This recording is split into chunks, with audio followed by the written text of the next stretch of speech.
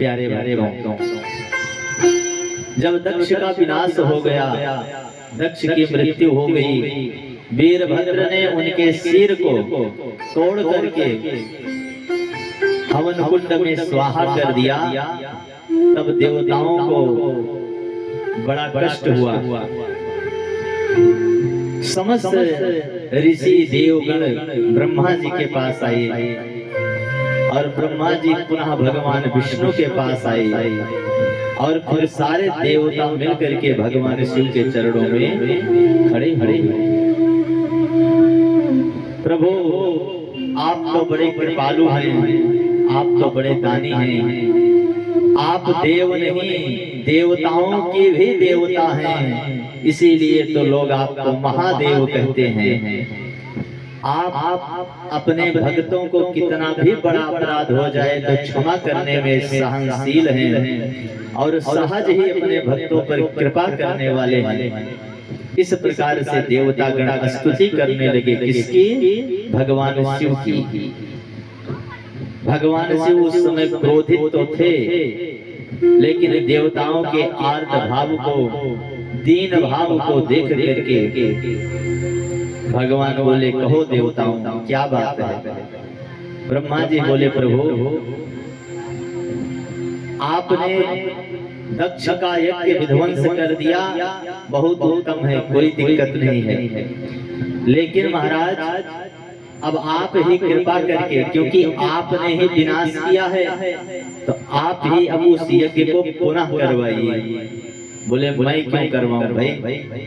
ब्रह्मा जी कहते हैं, प्रभु यदि वह यज्ञ संपन्न नहीं होगा तो लोग पृथ्वी पर यज्ञ करना बंद कर देंगे। ऐसी स्थिति ना उत्पन्न हो कि लोग यज्ञ कर्म करना बंद कर दें, इसलिए उस यज्ञ को आप कृपा करके पूर्ण कीजिए। शिव जी कहते हैं, ठीक है। दक्ष का सर जल गया था तो उसका बकरे का सर हो जाएगा, और भगवान शिव की कृपा से दक्ष को बकरे का सर प्राप्त हुआ। और भग नाम के देवता थे, उनकी आंखों को भगवान शिव के गणों ने फोड़ दिया था, तो बोले आज के बाद से ये अपने मित्र की आंखों से देखेंगे। पूषा नाम के देवता थे, जिनका भगवान शिव के गणों ने सारे दांत तोड़ दिए थे यज्ञ विध्वंस करते समय। तो भगवान ने कहा, ठीक है, आज से ये जजमान के ही दांतों से भक्षण करेंगे जो भी वस्तु होगा, और जितने देवता अंग प्रत्यंग भंग हुआ है वो सभी स्वस्थ हो जाए। ऐसा आशीर्वाद भगवान ने दिया। अश्विनी कुमार और पूषा के हाथों से कार्य करें तथा भृगु जी के बकरे जैसी दाढ़ी हो जाए, ऐसा आशीर्वाद दिया, क्योंकि भृगु जी महाराज की दाढ़ी को शिव के गणों ने उखाड़ लिया था। भगवान शिव की कृपा से इनको दाढ़ी प्राप्त हुई। जिस समय दक्ष को बकरे का सिर लगा तो वो बकरे की ही तरह बोले, बकरा का सर लगा है तो बकरे की तरह बोलेगा। बम बम की आवाज कर रहा है, तो उसकी आवाज को सुन करके भगवान को और करुणा आ गई और उन्होंने कृपा करी, तो बकरे के ही सर से मनुष्य की आवाज आई। और इसी कारण से मानो एक संत का भाव है कि जो लोग भगवान शिव की पूजा करते हैं वो बम बम की आवाज लगाते हैं। जब भगवान शिव की पूजा में हम बम बम की आवाज लगाते हैं तो उस समय भगवान शिव को अपने ससुर दक्ष की याद आ जाती है और वो प्रसन्न होकर भक्तों की कामना पूरी कर देते हैं। ऐसा संतों का भाव है। भगवान प्रसन्न हुए और भगवान ने दक्ष के यज्ञ को पुनः पूर्ण किया। अब सती के शरीर को कुछ दिन तक भगवान शिव लेकर के घूम रहे थे इधर उधर। जिससे सृष्टि का कर्म बिगड़ रहा था, तो भगवान नारायण ने अपने उंगली में सुदर्शन चक्र धारण किया और माँ के शरीर को 108 टुकड़ों में विभाजित कर दिया। जहां जहां माँ सती के शरीर के टुकड़े गिरे हैं, वहां वहां पर माता के शक्तिपीठ स्थापित हो गए। जैसे जिस स्थान पर माता के नयन गिरे, उसे आज हम नैना देवी के नाम से जानते हैं। बोलिए नैना देवी मैया की। ऐसे ही अलग अलग अंग जहां जहां माँ के गिरे, उन्हीं के नाम पर शक्तिपीठ स्थापित हो गया। अब कहते हैं कुछ दिनों के बाद, कुछ दिन पीछे शैलगृही हुई सती उत्पन्न, गिरिगृह सब से हो गया धोते गृह सुख संपन्न। मेरे प्यारे, वही सती जी कुछ दिनों के उपरांत पर्वतराज शैल के यहाँ जा करके पार्वती के रूप में जन्म लेती। इसके रूप में? पार्वती के रूप में। बोलिए जगत जननी माँ पार्वती। तो जब से माता पार्वती का जन्म शैल जी के यहाँ हुआ है, तब से इनके यहाँ बड़ा आनंद है। नित्य प्रतिदिन मौज मंगल बधाई गाए जा रहे हैं। देवता लोग पुष्पों की वर्षा करते हैं। महाराज शैल जी के राज में खूब खुशियां मनाई जाने लगी। एक दिन की बात है, नारद जी घूमते घुमाते कहीं पर आकर शैल जी के यहाँ पहुंच गए। गिरिराज ने नारद जी को देखा तो उनका बड़ा आदर सत्कार किया, उनको आसन पर बिठाया, उनके चरणों को पखारा, पूर्ण सम्मान किया। और उसके बाद सभी के मन में लालसाएं होती है। जब कोई संतान होता है, पुत्र हो या पुत्री, तो लोग उसका भाग्य जानने का प्रयास करते हैं कि आगे चलकर क्या करेगा, कैसे होगा। ऐसे ही परम तेजस्वी त्रिकालदर्शी नारद जी को देखकर शैलराज और उनकी पत्नी मैना जी ने नारद जी से पूछा कि हे नारद जी, मेरे इस पुत्री के विषय में देखो, इसका भाग्य कैसा है, सब ठीक है कि नहीं ठीक है। नारद जी ने कहा, राजन, हाथ को देखा, हस्तरेखा को पढ़ा और बोले, राजन सब कुछ ठीक है, लेकिन जब लेकिन लग जाए तो समझिए कोई बात है। बोले क्या महाराज, लेकिन क्या है? बोले सब कुछ तो ठीक है, लेकिन एक दोष दिखाई पड़ रहा है। क्या दोष दिखाई पड़ रहा है? कि जोगी जटिल अकाम मन, अरे नग्न अमंगल बेश, और अस स्वामी अहि का मिले परिहस्त असरे। अस स्वामी अहि का मिले परिहस्त असरे। जब नारद जी ने ऐसा कहा तो उस समय कैलाश पर बैठे हुए भगवान शिव नारद जी के एक एक शब्दों पर गौर कर रहे हैं। क्यों गौर कर रहे हैं? क्योंकि जान रहे हैं कि इनका विवाह मुझसे ही होना है, पार्वती जी का।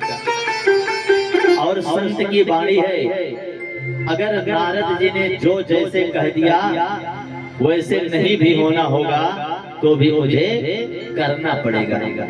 तो उनके नारद जी के वचनों को भगवान शिव बड़े ध्यान पूर्वक सुन रहे हैं कि जोगी होगा, इनका जो पति है वो जोगी होगा, जटिल होगा, अकाम मन वाला होगा, नग्न रहने वाला होगा, हमेशा नग्न रहेगा, दिगंबर रहेगा, अमंगल वेश को धारण करेगा, ऐसा इसका पति होगा। लेकिन इसका जो पति होगा वो त्रिलोक पूज्य होगा, तीनों लोकों में पूज्यमान होगा। ये सुनकर मैना मैया बहुत घबरा गई कि बाबा कह रहे हो त्रिलोक पूज्य होगा, लेकिन स्वभाव ऐसा बता दिया कि वो नंगा रहेगा। अब बताओ, मेरा दामाद नंगा रहेगा, अमंगल वेशधारी होगा। तो नारद जी ने एक युक्ति बताई। बोले इनके जो भी लक्षण दिखाई पड़ रहे हैं कि इनका पति कैसा होगा, यह सारा लक्षण भगवान शिव में मिल रहा है। तो बोले समर्थ को नहीं दोष गोसाई, भगवान शिव समर्थवान है। यदि आपकी पुत्री तपस्या करके भगवान शिव का वर्ण कर ले तो कितना उत्तम होगा कि उनके दूषण भी लोक मगर भूषण स्वरूप बतलाता है, भूषण स्वरूप बतलाता है।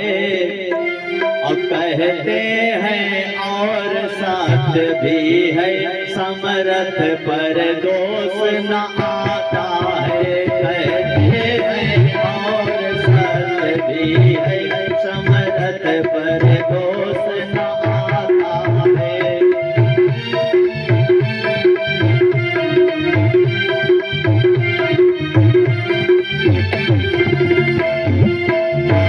ये सत्य है, अगर कोई समर्थवान व्यक्ति हो तो उस पर कोई दोषारोपण नहीं करता है।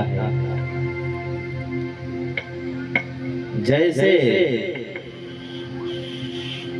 माँ गंगा अपने में पवित्र और अपवित्र समस्त वस्तुओं को बहा ले जाती है, लेकिन वो समर्थवान है इसलिए सदैव पवित्र बनी रहती है। तो नारद जी कहते हैं जो तप करई कुम्हारी तुम्हारी, भाव्यो मेट सकहीं त्रिपुरारी। अगर उनकी तपस्या कर ले तो सब कुछ अच्छा हो जाएगा। तो माता पार्वती ने आगे चलकर भगवान शिव की आराधना की, बहुत घोर तपस्या की। बचपन से ही माँ पार्वती भगवान शिव को वर के रूप में पाने के लिए बड़ी कठोर तपस्या की। गोस्वामी तुलसीदास जी अपने शब्दों में कहते हैं, संबत सहस मूल फल खाए, सागु खाए सत बरस गवाए। कछु दिन भोजन वारी बतासा, किए कठिन कछु दिन उपवासा। बेल पात मही परई सुखाई, तीन सहस्र संबत सो खाई। माता पार्वती क्या खाकर तपस्या कर रही हैं? बोले संबत सहस्र 1000 वर्ष मूल कंद मूल फल को खा करके तपस्या किया। और 100 वर्षों तक तो मैया ने केवल साग खाया। और कुछ दिन बीता तो बेल के पत्ते जो नीचे गिर जाती है बेल के पेड़ से टूटकर और सूख जाती है, उन सूखी पत्तियों को माँ पार्वती खाती है। ऐसा उन्होंने 3000 संवत तक किया। अब कुछ दिन तो मैया ने सब कुछ त्याग कर दिया, केवल वायु का पान करने लगी। जब इस प्रकार से कठोर तपस्या मैया पार्वती ने किया तो उसी समय भगवान श्री राम जी भगवान शिव के पास आए और उन्होंने कहा कि हे बाबा भोलेनाथ, आप मेरी मानो तो जा करके शैल जी की पुत्री पार्वती के साथ में अपना विवाह करो। श्री राम जी की आज्ञा मान करके शिव जी ने हाँ कर ली कि ठीक है, पर वो आप कहते हैं तो मैं अवश्य ही पार्वती के साथ में विवाह करूंगा। और इसके बाद सप्त ऋषियों को परीक्षा करने के लिए भेजा। सप्त ऋषियों ने माता पार्वती की परीक्षा ली, भैया उस परीक्षा में सफल हुई। इधर आकर सप्त ऋषि सारी बात भगवान शिव जी से कह करके अपने लोक को चले गए। और जैसे ही सप्त ऋषि गए तैसे ही भगवान शिव की समाधि पुनः लग गई। भगवान राम नाम में लीन हो गए और वे समाधिस्थ हो गए। और इसी समय की बात है, किया उपद्रव तारक भारी, देवन सब मिल तुम्हें जुआरी। इसी समय एक तारकासुर नाम का असुर हुआ, जिसने तपस्या करके ब्रह्मा जी से वरदान प्राप्त किया कि प्रभु, ब्रह्मा जी प्रकट हुए, उसकी तपस्या से प्रसन्न होकर बोले, बोलो बेटा क्या चाहिए बताओ। बोला अमर कर दो। ब्रह्मा जी बोले भैया मैं स्वयं अमर नहीं हूँ, एक समय ऐसा आता है जब मेरी भी मृत्यु हो जाती है, तो मेरे पास जो नहीं है वह मैं आपको कैसे दे सकता हूँ। जब मैं स्वयं अमर नहीं हूँ तो आपको अमर तो नहीं कर सकता। यदि आप अपने मृत्यु से बचने का कोई उपाय कर सके तो कर लो। तो तारकासुर सोचा, बहुत दिमाग बुद्धि लगाई और उसके विचार में आया भगवान शिव जी इस समय तपस्या में हैं और जल्दी से वो तपस्या से उठेंगे नहीं, और तपस्या से उठ भी गए तो अब वो विवाह करेंगे नहीं। तो क्यों ना मैं ऐसा वरदान मांग लूं कि भगवान शिव के प्रथम पुत्र के ही द्वारा मेरी मृत्यु होगी और किसी के द्वारा नहीं। और ऐसा ही वरदान मांगा। ब्रह्मा जी ने कहा तथा अब तो किसी के मारे मरने वाला नहीं है। तो फिर देवताओं को भगा भगा करके मारना शुरू किया। इंद्रलोक को अपने कब्जे में कर लिया, अधीन कर लिया। इंद्रादिक देवता सारा सुरमंडल उसकी मार से भाग खड़े हुए। जब भाग खड़े हुए तो तब समस्त देवता और ब्रह्मा जी के साथ विचार करने लगे कि अब क्या किया जाए। तो बोले भैया करना क्या है, उसकी मृत्यु केवल भगवान शिव के पुत्र के ही द्वारा हो सकती है और भगवान शिव इस समय समाधिस्थ है। तो बोले समाधिस्थ है तो ऐसा कौन देवता है जो भगवान शिव के समाधिस्थ को भंग कर सके। बोले भाई अभी किसी में ऐसा साहस दिखाई नहीं पड़ रहा। तो बोले अगर किसी से कोई काम कराना हो तो पहले उसकी खूब बड़ाई करो, और जब बड़ाई पा करके भूल जाए तब फिर अपना काम निकालो।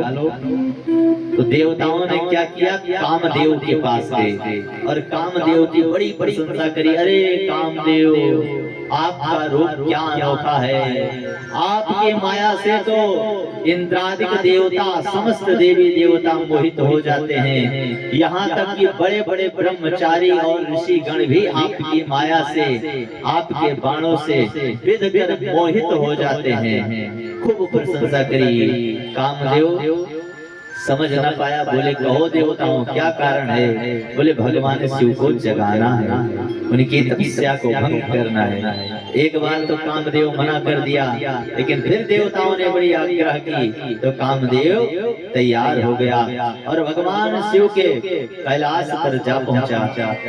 अब वहां पर वह अपनी माया दिखा रहा है, नाना प्रकार से भगवान शिव के समाधिस्थ को भंग करने का प्रयास कर रहा है।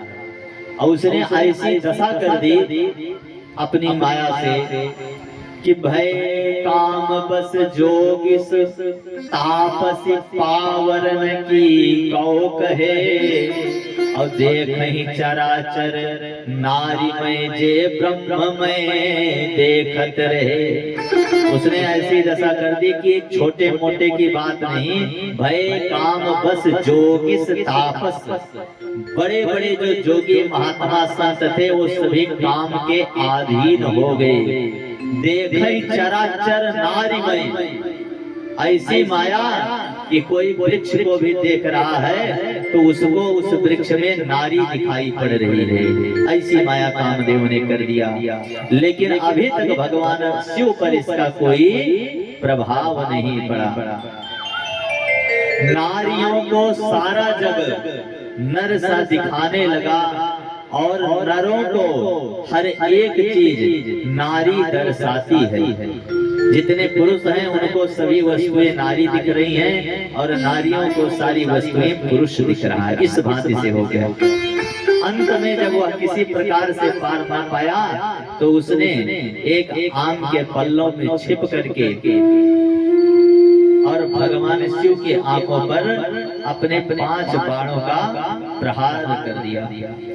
और जैसे ही वो बाण भगवान शिव की आंखों में लगे, भगवान शिव ने देखा, इधर उधर आंखें घुमा करके देखा, कहीं कुछ नहीं दिखाई पड़ा। तभी अचानक बीच से, पल्लव के बीच में वह कामदेव चमकता हुआ दिखाई पड़ा और भगवान शिव की दृष्टि जैसे ही उस पर पड़ी और भगवान शिव के नेत्रों से ज्वाला निकली और कामदेव धो धो करके जलकर भस्म हो गया। जब कामदेव भस्म हो गया तो सारे देवता पुनः वहां पर उपस्थित हो गए और पृथक पृथक सभी लोग स्तुति करने लगे। शंभो महेश करुणामय शूल पाणे गौरी पते पशुपते पशुपासनासिन। हे शंभो, हे महेश, हे करुणामय, हे शूल पाणि, शूल त्रिशूल को धारण करने वाले, हे गौरी के पति, हे पशुपति, हे पशुपतिनाथ, काशी पते करुणया जगदेक देक स्वत्वं हंसि पासि विदधासि महेश्वरोसि। पृथक पृथक देवता भगवान की स्तुति करने लगे। भगवान शिव प्रसन्न हुए। उसी समय कामदेव की पत्नी रति वहां पर उपस्थित हो गई। बोली, प्रभु आप कृपा करो, ये तो देवताओं के कहने से इन्होंने ऐसा कर दिया, लेकिन इसमें मेरी क्या गलती है? मुझे तो मेरा पति चाहिए। तो भगवान बोले, शिव सुनो, अब जब आगे द्वापर युग में, आगे जब द्वापर युग है, विष्णु जगत महाकृष्ण कहीं है, कृष्ण तनय हुई है पति तोरा, वचन अन्यथा हो न मोरा। जब द्वापर युग में भगवान विष्णु श्री कृष्ण का अवतार ग्रहण करेंगे तो उस समय भगवान श्री कृष्ण का जो पुत्र होगा वही तुम्हारा पति काम देव होगा। तब तक के लिए तुम परीक्षा करो और यह पति तुम्हारा अदृश्य रूप से तुम्हारे साथ में ही रहेगा। ऐसा आशीर्वाद दे दिया। आज देवता पुनः भगवान शिव की स्तुति कर रहे हैं। अब पृथक पृथक यानी हर देवता अलग अलग प्रकार से हाथ जोड़ करके स्तुति कर रहा है। भगवान समझ गए, हो ना हो कोई बात है। भगवान ने कहा, कहो देवताओं क्या कारण है? तो आज देवता ये नहीं कह रहे हैं कि प्रभु आप विवाह कर लेते तो आपका पुत्र हो जाता, तो वो तारकासुर हम लोगों को दंडित कर रहा है, उसका वध हो जाए। कह रहे हैं कि प्रभु देवलोक में बहुत दिन से कोई उत्सव नहीं हुआ है और हम लोग चाहते हैं कोई उत्सव हो। तो कैसा उत्सव हो?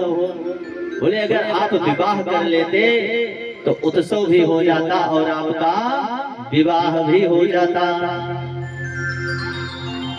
भगवान शिव ने विचार किया तो बोले, अरे मैंने भगवान श्री राम को, अपने प्रभु इष्ट को वचन दे रखा है कि मैं पार्वती से विवाह करूंगा। तो कहा, ठीक है, मैं शैलराज की पुत्री पार्वती के साथ विवाह करूंगा। शीघ्र ही ये समाचार पर्वतराज को दिया गया और लगन विवाह का दिन रख दिया गया। अब दोनों तरफ तैयारियां होने लगी।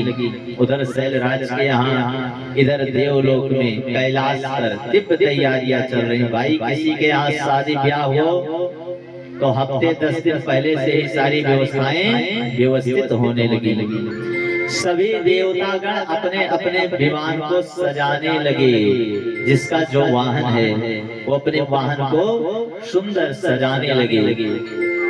भगवान विष्णु गरुड़ को खूब बढ़िया सवारने लगे, स्नान आदि कराया, वस्त्र आभूषणों से अपने वाहन को सुसज्जित किया। जैसे हम लोग बारात जाना हो तो अपने वाहन को खूब धुलाते हैं, पोंछते हैं कि वाहन भी चमके, अच्छे अच्छे कपड़े सब खूब व्यवस्था कर रहे हैं। लगे सवारने सकल सुर, वाहन विविध विमान, होहि सगुन मंगल सुवद, करहिया अक्षरागान। अप्सराएं नित्य गान कर रही हैं, देवता अपने अपने वाहन को खूब सजा रहे हैं। किसी ने कहा बाबा तू कौन वाहन सजा लेते? कहने मेरे पास वाहन है। कौन सा वाहन? बोले नंदी बैल। मैं तो अपने ही वाहन से जाऊंगा।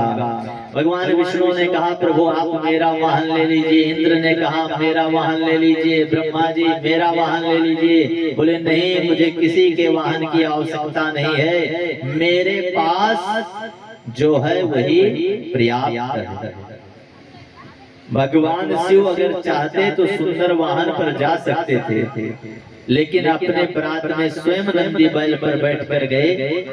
मानो हम सभी को शिक्षा देना चाहते हैं कि भैया ज्यादा हवाबाजी में न उड़ा, जोन तोरे लगे है वही में प्रसन्न रहा और वही के हिसाब से अपन व्यवस्था करा, दूसरे के देख के ढेर ना उड़ा।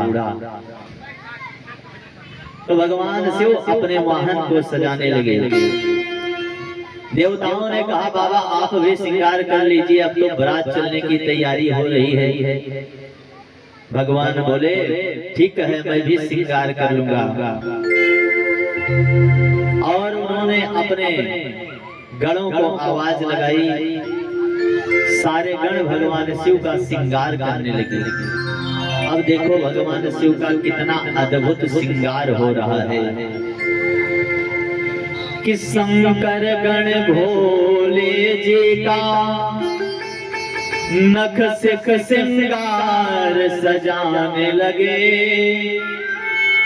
नख सिख श्रृंगार सजाने लगे। और सर्पों का मुकुट संभाल दिया, भस्मी का लेप लगाने लगे। सर्पों का मुकुट संभाल दिया, भस्मी का लेप लगाने लगे।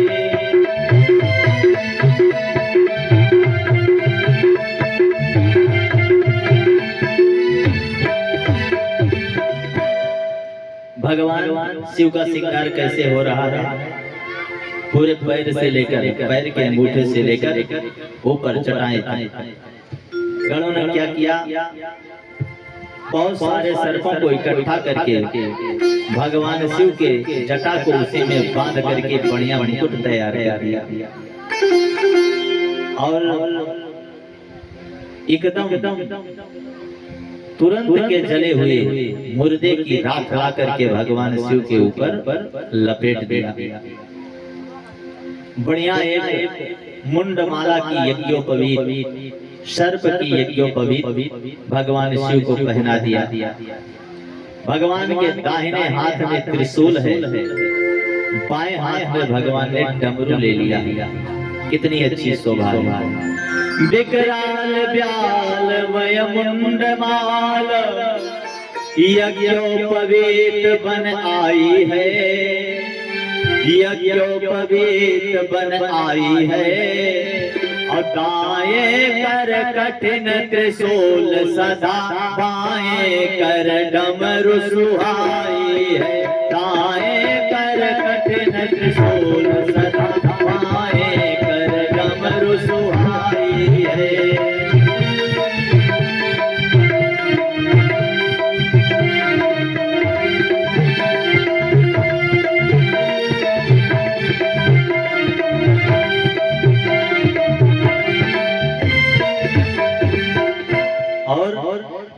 बाघांबर शोभा पाता है, बाघांबर तन पर ओढ़ लिया है। बाघांबर शोभा पाता है, है चोट जटाओं का बधा हुआ, है चोट जटाओं का बधा हुआ, और कांधे पर दंड कमंडल है, शीश पर चंद्रमा सदा हुआ।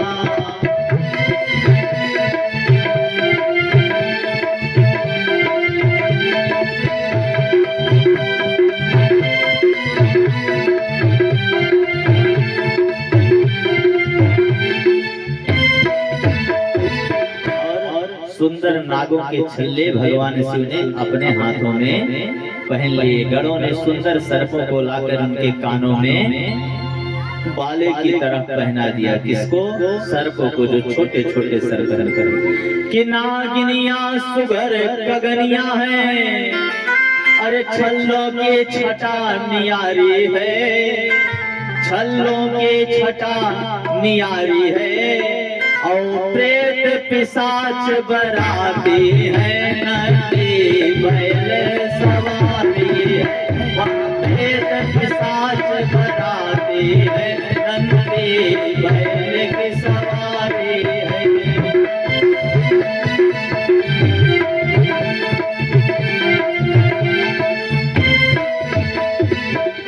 बोलिए शंकर भगवान के, जोर से बोलिए भैया, भगवान बारात जाने वाले हैं। बोलिए शिव शंकर भगवान की, बोलिए वृंदावन बिहारी लाल की। अंतिम लाइन पर इसमें गौर करिएगा, क्या कहा भगवान साधक ने? वहां प्रेत पिशाच बराती हैं, नंदी बैल सवारी। जब बाबा इस प्रकार से सजे तो देवता कहने लगे आपस में, भैया हो कि दुल्हन साथे चले लायक नाय बाप, कहीं काहे कहीं के वेशभूषा देखता साफ गटैम बा, तनकी क्रीम पाउडर लगावे का, भस्म लपेटे हैं, इनको जो घराती देखेगा डर के भग जाएगा। और कहीं बारात में भगदड़ हो गया तो कुछ खाने को भी नहीं मिलेगा। स्टॉल बढ़िया खूब लगा होगा, चाउमीन रसगुल्ला सब कहाँ कटेगा फिर? तो देवताओं ने, मानस में गोस्वामी तुलसीदास जी कहते हैं, देवताओं ने भगवान शिव को छोड़ दिया और अपने अपने वाहन पर बैठ करके, अभी दूल्हा घर पर ही है और सारे देवता जो बराती हैं वो पहले से ही निकल पड़े। तो दूल्हा सरकार क्या करे? तो बोले भैया, जब देवताओं ने साथ छोड़ दिया, जब सारे साथ छोड़ देते हैं भैया, तो अपनों को ही बुलाया जाए। बोले श्रृंगी बजाओ भृंगी, श्रृंगी जैसे बजी तैसे जितने शमशान घाट के मुर्दे हैं सब भैया खटा खड़ा हो शुरू हुई। सब खड़े होकर के चारों तरफ से कैलाश पर गिर गए। अब बाबा भोलेनाथ नंदी पर बैठे और बिहसे शिव समाज निज देखा। जब भगवान ने अपने समाज को देखा तो हंसे नहीं, बिहसे यानी ठठाका लगा कर हंसे। और जबकि दूल्हे सरकार का हंसना मना होता है, लेकिन भगवान शिव ने अपने समाज को देखा तो ठठाका लगाकर हंसे। और नंदी बैल पर बैठे तो आगे को मुंह करके नहीं, बैल के पूंछ की तरफ मुंह करके बैठे। कहीं भैया ये काहे? कहीं आगे से नंदी जी देखी है कि के बराती बाबा, और पीछे से हम देखा कर के चलतवा के ना बढ़िया ब्यौरा रहे। नाते माना शिव जी पीछे का मौके के बैठा है कि अगर आप दूल्हा बन जाइए तो भूल मत जाइए, सभी को साथ लेकर चलिए। अभाव मानो भगवान शिव दर्शाना चाहते हैं। और भगवान बिल्कुल नंगे चल रहे हैं बारात। ऐसा दूल्हा अभी तक कोई देखा नहीं होगा, ना होगा ही। अच्छा, भगवान शिव ने सोचा देवता पहले से चले गए हैं और सब खूब अच्छे अच्छे कपड़े पहने हैं, अब हमको कुछ ऐसा भी करना है कि भाई जो बहुत अच्छा कपड़ा पहना है लोग उसी को देखेंगे, तो हम कुछ ऐसा ना करें कि सारे लोग हम ही को देखें। तो भगवान ने सोचा करें क्या। तो अब आप लोग समझिएगा, जैसे मान लीजिए कहीं बारात हो विवाह के सीजन में और 100 लोग घराती हों, 100 लोग बाराती हों, सभी एक से एक कपड़े पहन करके आए, सभी एक से एक बढ़ करके कपड़े पहन कर आए। और वही के नंगा घूमे लगे तो सब केका देखे हो, केका देखे जब बढ़िया 10,000 का पैंट शर्ट पहने बाद जो नंगा घूमता आए नंगा देखे ना। बोलिए वृंदावन बिहारी लाल की। भगवान कहीं जब हम पहुंचा तो खूब सजे रहा, लेकिन सब देखे हमहीन का। और भी एक बात देखिए, जब विवाह आदि का सीजन आता है तो लोग ब्याह परवा मामा किया 20,000 के खर्चा हमार बन एतुआ के कपड़ा कपड़ा रखा हुआ, लेकिन एक बार पहन ले हैं दोबारा ना पहन। अब खूब बढ़िया लोग कपड़े क्यों पहनते हैं शादी ब्याह में या कहीं पर, कि लोग हमको देखे, यही तो भाव होता है। खूब सज दिया, अच्छे अच्छे कपड़े पहन लिए, किस लिए कि लोग हमको देखें। लेकिन एक मेरा भाव है, आप खूब अच्छे अच्छे कपड़े पहन लिए हैं, अब आप अपने को ही संवारने में लगे हैं। ऐसे आप ही नहीं, सारे लोग अपने आप को संवारने में लगे हैं और कोई किसी का नहीं देखता, सब अपने देखकर रह जाते हैं। अब पता लग जब ब्याह से लौटे तो फलाने बनिया दूसरे से नवाज लगाए, भैया 5,000 वही बचा बा। तो ये शादी पे का मतलब बाबू, कहने का भाव है अपने पास जो है वही पर्याप्त है, उसी में सारी खुशियां मनाना चाहिए। भगवान शिव ने अपने विवाह से यह भी दर्शाया। और सुनो, जितने भूत प्रेत हैं सब नाचते गाते हुए जा रहे हैं, लेकिन भूतों की दशा कैसी है जरा इस पर गौर करना। कुछ रुंड बिना कुछ मुंड बिना, जय हो। कुछ रुंड बिना कुछ मुंड बिना, कुछ 20 रुंड मुंड धारी।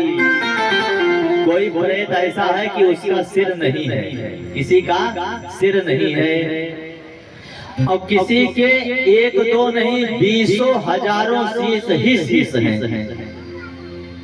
कुछ हाथहीन कुछ पैरहीन, कितनों के हाथ नहीं है तो कितनों के पैर नहीं है। और मोहहीन अनेक सुंदधारी, कितनों के मुख नहीं है, सूंड लटकी हुई है हाथी की तरह। और कितने तो शरीर उनका मनुष्य के समान है, लेकिन सर बंदर का मुंह, ऊंट का गला, हाथी के पैर लगाए हुए। अब देखिए कोई शरीर मनुष्य का सा हो और उसका मुंह हाथी जैसा हो, घोड़े जैसा हो, कितना अद्भुत, ऊंट की जैसा हो। और उसमें भी ठीक बहुत सारे मनुष्य जैसे दिख रहे हैं, लेकिन उनके पैर हाथी जैसे हैं, मोटे मोटे यूं। बहुत अद्भुत बात। जा रहे कई लुढ़काते से घोड़े की पूंछ उठाई हुई। कितनों को ही बड़ी बड़ी पूंछे हैं, कितनों को बड़ी बड़ी पूंछे हैं, और 10-20 कान आंखों भी।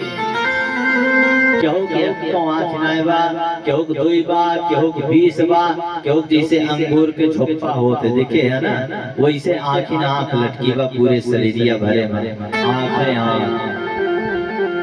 या आँखें हैं तो कान नहीं, क्यों एक कान, क्यों दुई कान, क्यों कान ना है, क्यों 1000 कान है, कान पूरे दहियम कान झूलता है। ऐसी अद्भुत बात है कि 10-20 कान आंखों विहीन, या आंखें हैं तो कान नहीं, या आंखें हैं तो कान नहीं। और कुछ तो आगे की खबर नहीं, कुछ तो पीछे का ज्ञान नहीं, कुछ तो आगे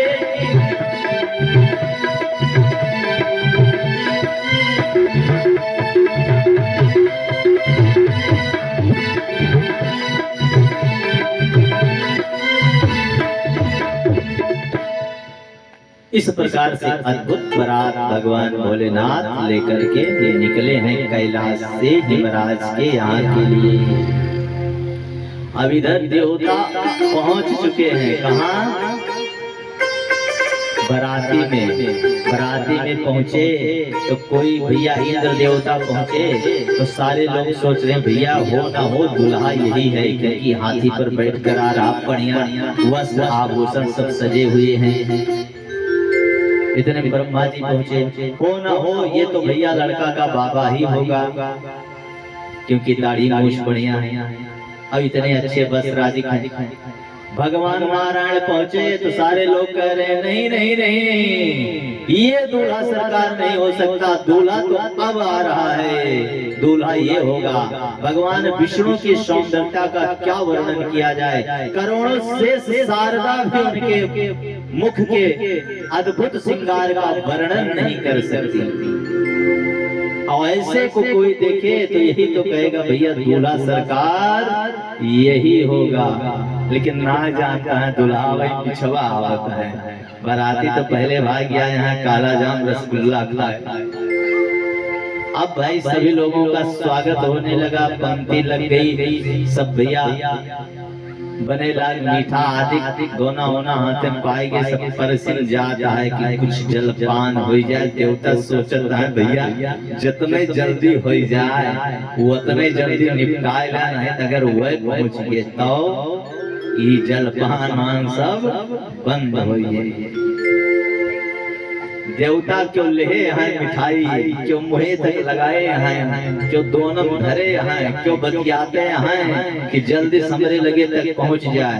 या तने मुहारी से हर हर महादेव, सब देवते कहता है भैया राय देव काहे आगे के महादेव,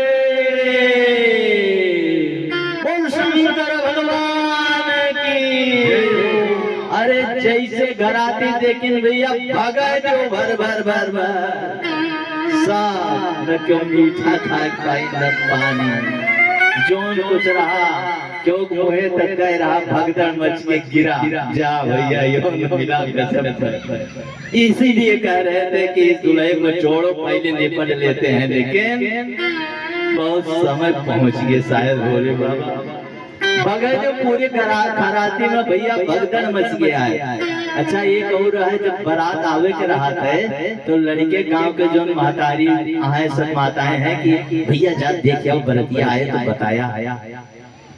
अब यारी लड़के जब देखे बारात भैया भूत परियत पिशाच सबका भागा जो रोए रोए, कितने बच्चे बेहोश होकर के गिर पड़े।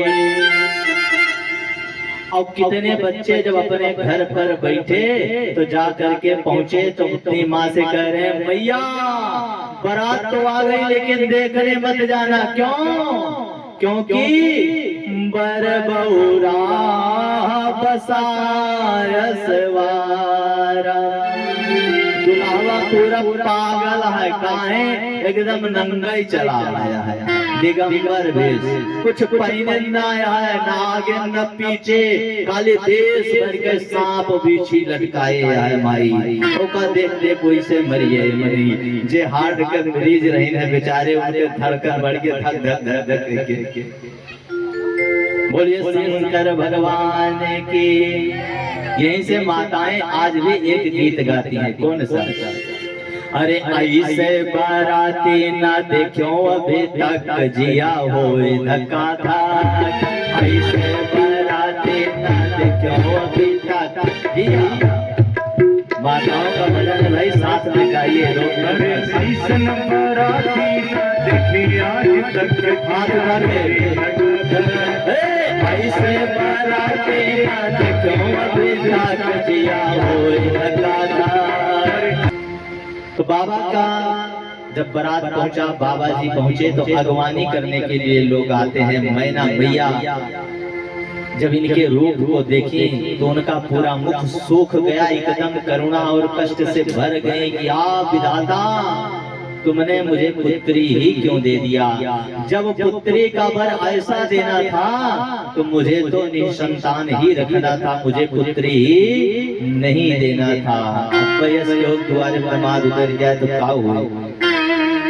तुरंत करिए इस बात हुई और वहीं से बारात वापस लीजिए। लेकिन मैना माता अपने मन में धीरज धर करके आरती की थाल को लेकर के आगे बढ़ी और 2 बार घुमाया तो इतने में एक जने घटाइयों है इसे की माई पीछे का थाल वाल सब गिरा, सीताराम सब लेके भागिन भैया भागा। अब जब मैया घर में पहुंची अपने महल में तो सब अगुआ घेरे लाग। अगुआ कौन रहा है? पहले वो का हेरा ओकर दिखाए ना करा। इतनी सुंदर सुकोमल लक्ष्मी के सदृश शोभमान मेरी पुत्री पार्वती और ये नंद धड़ंग, इसके साथ कैसे जीवन यापन होगा? कौनो मिस्टेक हो जाए पहले अगुए महाराज ने।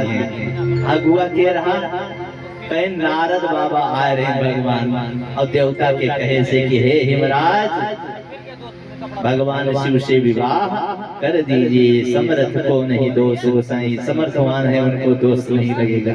अब सब अगुआ घेरे लाग, पता लाग नारद जी का सब हमका हेर है।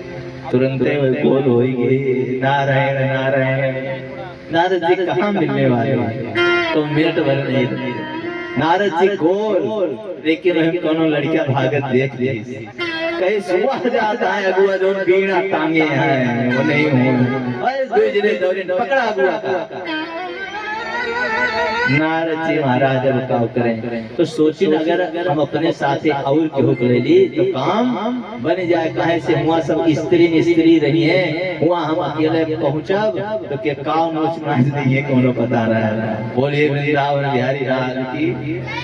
नारद बाबा अपने साथ में 7 ऋषियों का मंडल ले लिया, यानी 7 ऋषियों को ले लिया और उनसे बोला साथ में भैया हिमराज को भी ले लीजिए, पर्वतराज को भी ले लिया और कक्ष में प्रवेश किया। भगवान नारद से कहते हैं मैया आप तनिक भी चिंता मत करो, त्रिभुवन में कोई पुरुष नहीं, त्रिभुवन में कोई पुरुष नहीं जो शिव की समता पा जाए, जो शिव की समता पा जाए। और शूकर का इतना भाग्य नहीं, शूकर का इतना भाग्य कहाँ जो फिर हवन के पा जाए। शूकर का इतना भाग्य कहाँ जो फिर हवन के पा जाए।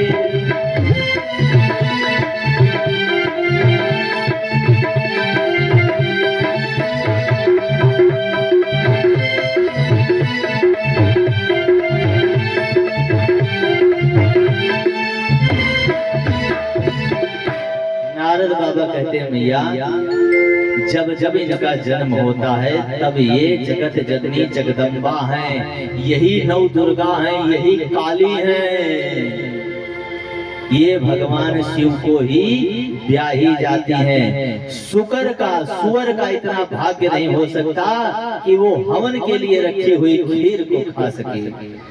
इसलिए इनका विवाह इन्हीं से जब जब इन्होंने जन्म लिया है तब तब हुआ है और आज भी होगा। तो भैया सब ऋषियों ने, नारद जी ने बहुत समझाया तो सभी ने माना और माता पार्वती ने मन ही मन भगवान शिव का ध्यान करते हुए कहा प्रभु ऐसा न करो। तो भगवान ने दिव्य और सुंदर वेश धारण किया। भगवान नंगे क्यों गए थे? क्योंकि नारद जी ने कह दिया था जोगी जटिल अकाम मन नग्न अमंगल वेश, अस स्वामी यही कामिली परि हस्त असरे। इसके हाथ में ऐसी रेखा है। तो नारद जी ने कह दिया कि इसका पति नंगा होगा तो भगवान शिव को नंगा ही जाना पड़ा। संतों की वाणी कभी मिथ्या नहीं हो सकती है। बोले संत भगवान की। भगवान ने सुंदर रूप धारण किया और जैसी शास्त्र की विधि बताई गई है ठीक ही ऐसे भगवान शिव का विधि विधान पूर्वक ब्याह हुआ। पार्वती जी भगवान शिव के साथ विवाही गई और इसके उपरांत हिमराज ने अपनी पुत्री पार्वती को विदा किया। अपनी पुत्री पार्वती को विदा किया। पार्वती के आने के बाद भगवान शिव के सर्वप्रथम कार्तिकेय नाम के एक पुत्र हुए। इन्होंने ही तारकासुर नामक असुर का वध किया। किसका वध किया? तारकासुर नामक असुर का वध भगवान कार्तिकेय ने किया। इनके 6 मुख थे, इसलिए इनका एक नाम है खड़ानन। बोलिए खड़ानन भगवान की। तो भगवान खड़ानन ने किसका वध किया? क्योंकि तारकासुर को वरदान था भगवान शिव का पुत्र ही इनको मारेगा, इसलिए जब प्रथम पुत्र हुआ तो उनका नाम पड़ा कार्तिकेय और उन्होंने तारकासुर का वध किया। इसके बाद इनके दूसरे पुत्र के रूप में हुए भगवान गजानन गणेश। बोलिए गणेश भगवान की।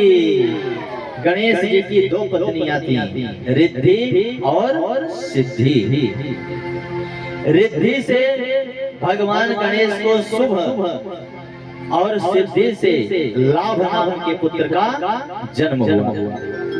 शुभ की पत्नी का नाम था पुष्टि, शुभ की पत्नी का नाम था तुष्टि और जिनसे आमोद नाम का पुत्र उत्पन्न हुआ।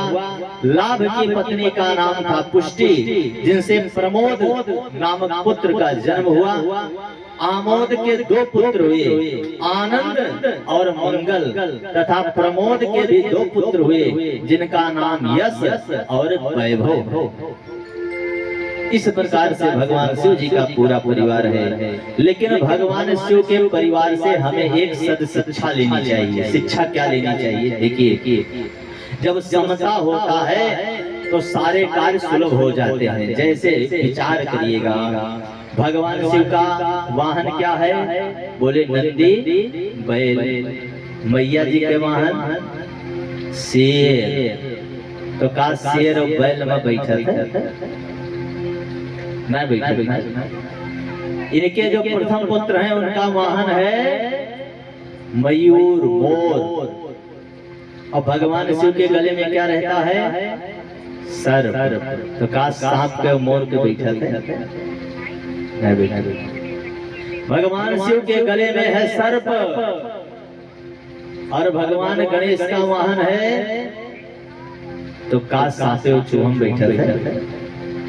मतलब अब देखिए, स्वभावगत सब में बैर है, स्वभावगत सब में बैर है, लेकिन फिर भी सभी एक साथ रहते हैं। ये है समता। इसीलिए तो कहा जाता है, अरे जहाँ सुमति तहाँ संपत्ति नाना, जहाँ विपत्ति तहाँ कुमत निदाना। जहाँ सुमति तहाँ संपत्ति नाना, जहाँ कुमति तहाँ विपत्ति निदाना। जहाँ सुमति तहाँ संपत्ति नाना, जहाँ कुमति तहाँ विपत्ति निदाना। और श्रद्धा विश्वास रूपिणो माँ भगवती जगत जननी श्रद्धा है और भगवान शिव विश्वास है। तो श्रद्धा विश्वास के साथ साथ सारे कार्य करने पर सभी समताएं परिवार में समावेशित हो जाती हैं। ये भगवान शिव के परिवार से हमें सभी शिक्षा मिलती है। बोले सांब सदाशिव भगवान की।